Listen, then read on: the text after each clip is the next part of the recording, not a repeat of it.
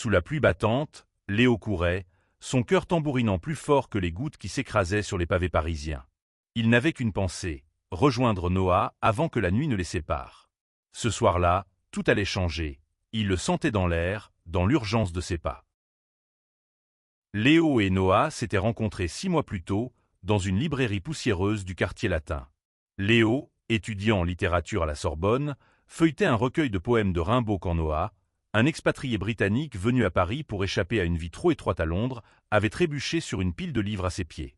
Leur rire avait brisé la glace, et depuis, ils étaient inséparables. Noah, avec son accent chantant et ses yeux sombres, avait une manière de parler qui faisait vibrer Léo, comme si chaque mot était une promesse. Mais ce soir, alors que Léo frappait à la porte de la maison bourgeoise où Noah vivait avec son père, une ombre planait. La porte s'ouvrit, et Noah apparut, ses boucles noires trempées par la pluie. « Tu es venu, » murmura-t-il, un mélange de soulagement et d'inquiétude dans la voix. Léo hocha la tête, essoufflé, et entra, ignorant le regard perçant de M. Duval, le père de Noah, qui se tenait dans l'ombre du couloir. M. Duval était un homme imposant, ancien officier de l'armée française, aux manières rigides et au regard d'acier. Depuis que Noah lui avait parlé de son attirance pour les hommes, une tension froide s'était installée entre eux. Léo, avec son allure décontractée et ses idéaux progressistes, représentait tout ce que Duval méprisait. Une jeunesse qui défiait les traditions, qui osait aimer sans honte. Ce soir, Duval avait décidé que cela suffisait. « Léo, assieds-toi », dit Noah en l'entraînant vers le salon. La maison, avec ses meubles en bois massif et ses portraits d'ancêtres, semblait figée dans le temps. Léo sentit un frisson le parcourir. Il voulait parler à Noah, lui dire ce qu'il ressentait depuis des semaines, mais l'atmosphère oppressante le retenait. Noah s'assit près de lui, leurs genoux se frôlant. « Mon père, il veut que je parte », murmura Noah, sa voix tremblante. « Il a trouvé une école militaire à Bordeaux. Il pense que ça va me réparer. » Léo sentit son estomac se nouer. « Te réparer » répéta-t-il, incrédule. « Noah, tu n'as rien de cassé. » Noah baissa les yeux, ses doigts triturant nerveusement l'ourlet de son pull. Il a dit que si je ne change pas, je ne serai plus son fils. Léo attrapa la main de Noah, la serrant fort. « Écoute-moi. Tu es parfait comme tu es. » Et il s'arrêta, les mots coincés dans sa gorge. Il voulait dire « je t'aime », mais la peur le paralysait. Et s'il allait trop vite? Et si Noah, sous la pression de son père, reculait? Avant qu'il ne puisse continuer, la voix grave de M. Duval résonna. « Noah, dans mon bureau. Maintenant. » Noah se leva, lançant un regard désolé à Léo. « Reste ici, » murmura-t-il avant de disparaître. Léo resta seul, le tic-tac d'une vieille horloge résonnant dans le silence. Il entendait des bribes de la conversation derrière la porte close, la voix autoritaire de Duval, les réponses hésitantes de Noah. Puis, un cri étouffé. Léo bondit de son siège, le cœur battant. Il ne pouvait pas rester là, impuissant. Il ouvrit la porte du bureau sans frapper. Noah était debout, les poings serrés, des larmes brillant dans ses yeux. Duval, derrière son bureau, le fixait avec une colère froide. « Tu oses ramener ce garçon ici ?» tonnatait-il. « Tu crois que je vais tolérer ça sous mon toit ?» Léo s'avança, la peur cédant à la colère. « Monsieur, avec tout le respect, Noah mérite d'être aimé pour qui il est. Pas pour ce que vous voulez qu'il soit. » Duval se leva, dominant Léo de toute sa hauteur. « Sors de ma maison. Et ne reviens jamais. » Mais Noah s'interposa. « Non, papa. Si quelqu'un doit partir, c'est moi. » Le silence qui suivit était assourdissant. Noah attrapa la main de Léo et l'entraîna vers la porte. Sous la pluie, ils coururent, libres pour la première fois, mais terrifiés par ce que l'avenir leur réservait. Ils s'arrêtèrent dans une petite ruelle, à l'abri d'un auvent. La pluie ruisselait sur leurs visages, mais Léo ne sentait que la chaleur de la main de Noah dans la sienne. « Où va-t-on » demanda Léo, essoufflé. « Je ne sais pas, » répondit Noah, sa voix tremblante mais déterminée. « Mais je ne peux pas rester là-bas. Pas avec lui. » Léo hocha la tête, son esprit bouillonnant. Il pensa à son petit appartement près de la Sorbonne, un studio minuscule mais chaleureux. « Viens chez moi » proposa-t-il. « On trouvera une solution. Ensemble. » Noah hésita, puis acquiesça. Ils prirent le métro, serrés l'un contre l'autre dans la foule, leurs regards se croisant parfois, pleins d'une promesse muette. Arrivés chez Léo, ils s'effondrèrent sur le canapé, trempés mais vivants. « Je ne l'ai jamais vu comme ça, » murmura Noah, brisant le silence. « Il a toujours été strict, mais ce soir c'était comme s'il voulait m'effacer. » Léo passa un bras autour de ses épaules. « Il ne peut pas t'effacer. Tu es plus fort que lui. » Noah esquissa un sourire triste. « Tu crois vraiment en moi, hein ? » « Plus que tu ne l'imagines, » répondit Léo, son cœur battant à tout rompre. Il voulait tout lui dire, tout avouer, mais le moment semblait fragile, comme une bulle prête à éclater.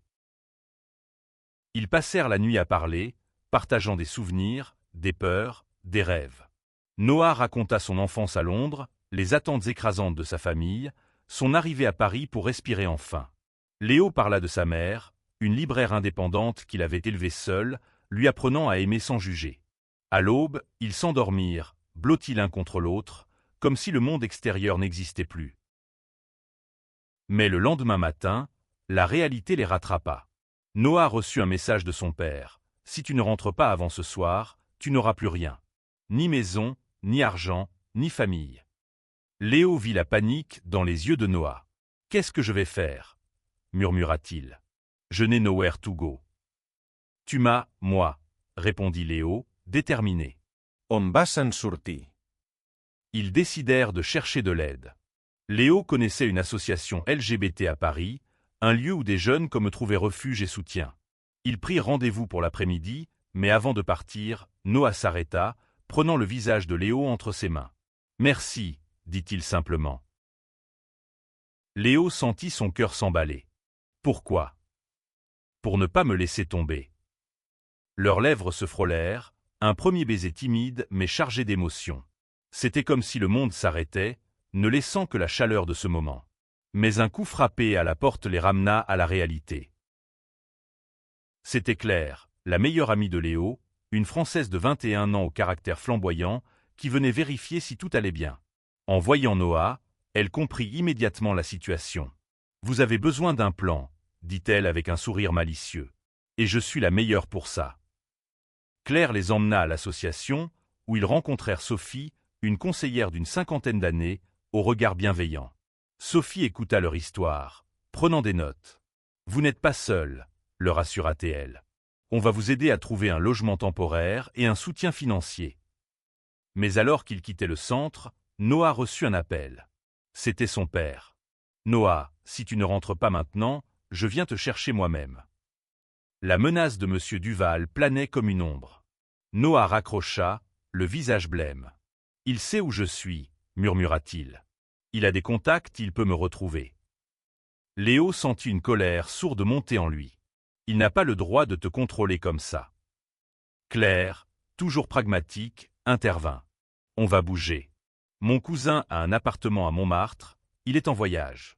Vous pouvez y rester quelques jours. » Ils rassemblèrent leurs affaires en hâte et prirent un taxi jusqu'à Montmartre. L'appartement était petit, avec une vue sur les toits de Paris, mais il offrait un répit temporaire. Noah semblait épuisé, ses épaules voûtées sous le poids des événements. Léo voulait le réconforter, mais il sentait que Noah avait besoin d'espace. « Je ne veux pas te perdre, » murmura Noah soudain, brisant le silence. Léo s'approcha, posant une main sur son épaule. « Tu ne me perdras pas. On est ensemble dans cette histoire. » Leur deuxième baiser fut plus intense, plus désespéré, comme s'ils cherchaient à ancrer leur amour face à l'incertitude. Mais un bruit à la porte les fit sursauter. Quelqu'un frappait, insistant. C'était un voisin, un vieil homme curieux, mais Léo sentit son cœur s'emballer. Il ne pouvait pas rester ici longtemps.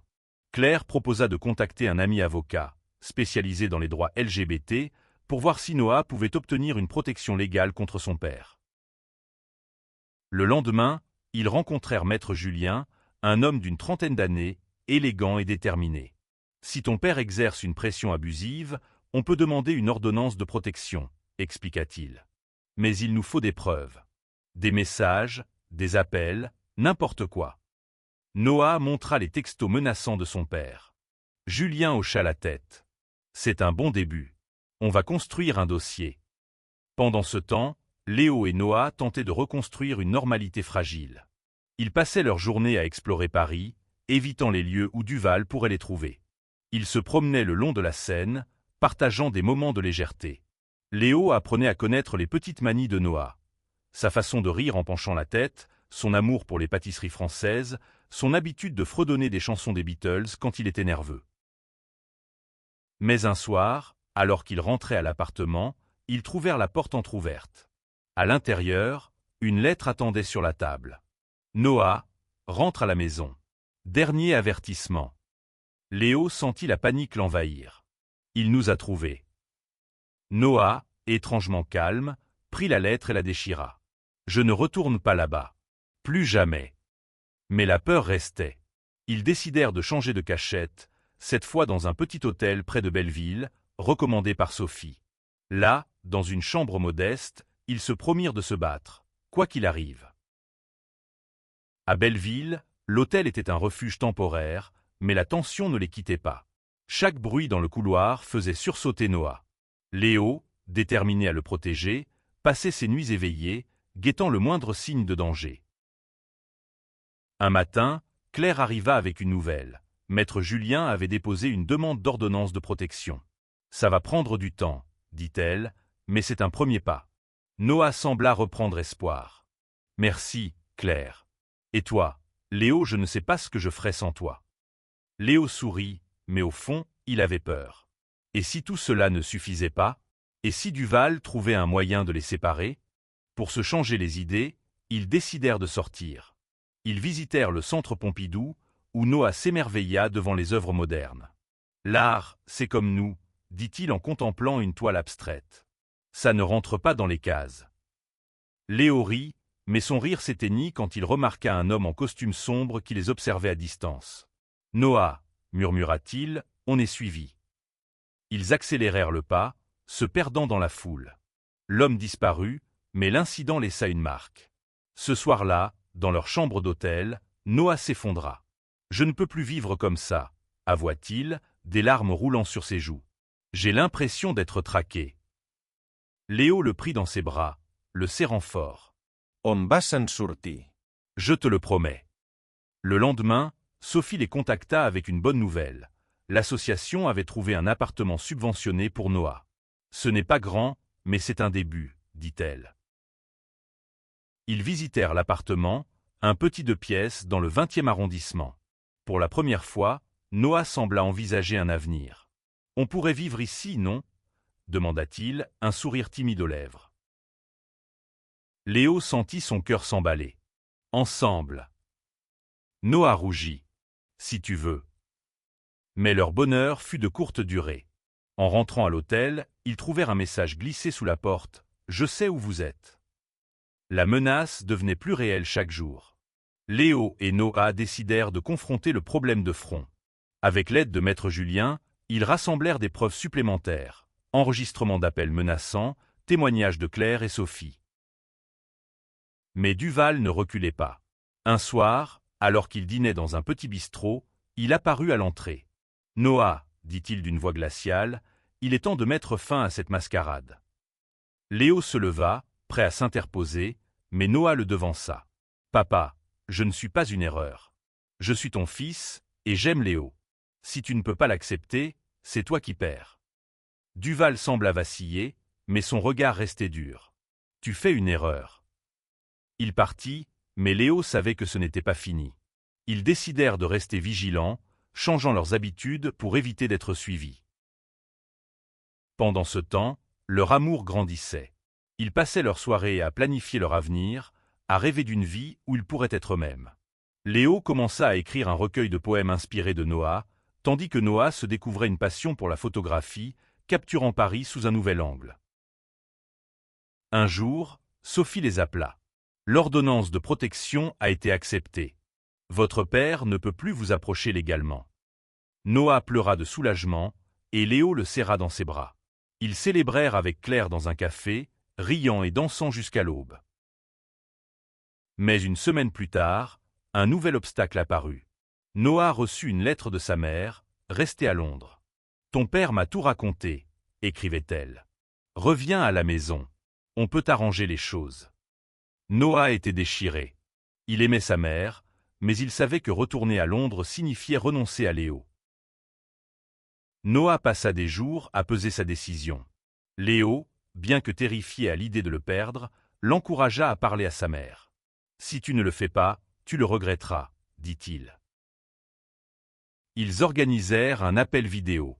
La mère de Noah, Elisabeth, apparut à l'écran, les larmes aux yeux. « Je ne veux pas te perdre, Noah, » dit-elle. « Mais je ne comprends pas pourquoi tout ça. » Noah, avec une force nouvelle, expliqua son amour pour Léo, sa vie à Paris, son besoin d'être lui-même.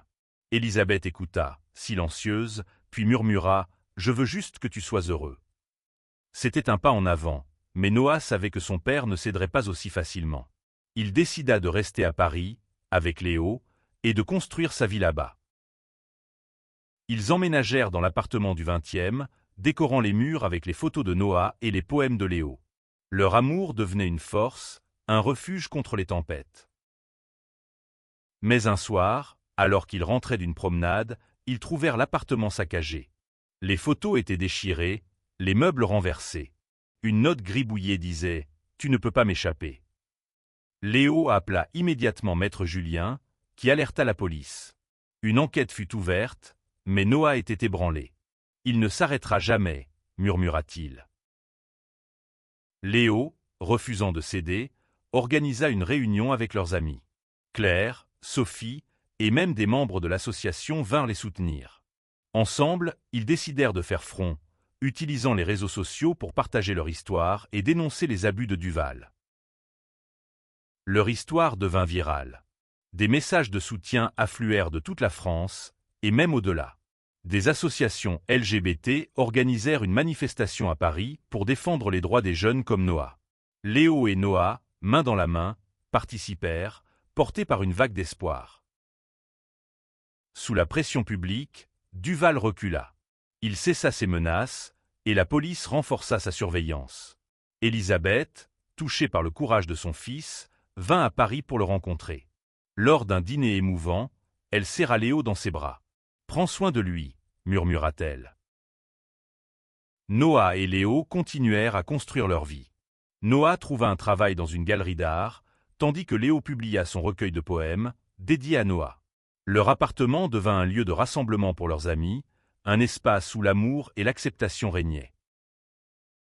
Un soir, sous les étoiles, sur un pont surplombant la Seine, Noah prit la main de Léo. « Je ne savais pas qu'on pouvait aimer comme ça », dit-il. Léo sourit, les larmes aux yeux. « Moi non plus. Mais je suis prêt à passer le reste de ma vie à le découvrir avec toi. » Ils s'embrassèrent, Paris scintillant autour d'eux, leur amour plus fort que toutes les tempêtes. Leur histoire, née dans l'adversité, était devenue un symbole d'espoir, prouvant que l'amour véritable triomphe toujours.